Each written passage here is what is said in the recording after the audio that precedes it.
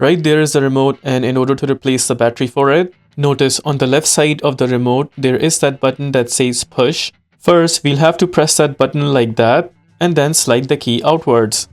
Once the key is slided out, now the side where you see the buttons right there, we'll have to keep that side downwards just like that and keep the logo portion on the top. While the logo portion is at the top, we'll use the same key that we just took out. We'll use the top portion of it. We'll slide in the top portion where we took out the key from and then slightly tilt the key.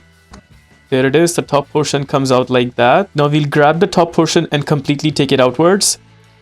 And right there you see the battery for this remote. Now we'll hold on to the module just like that. And then we'll use a screwdriver like this. We'll punch in the screwdriver on the edge to pull out the battery.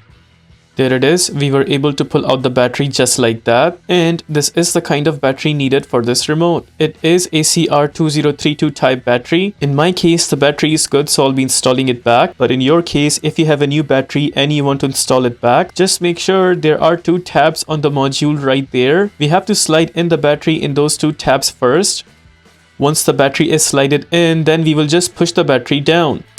There it is, battery is in completely. Now we are good to punch in the other portion of the remote itself. Before punching in the other cover, just make sure the module is sitting properly from all over the edges, and it seems like it is. Now we'll go ahead and punch in the other portion on top. We'll make sure the cover is aligned properly from all over the edges. And once the top cover is aligned properly, then we will just press it down from all over the corners.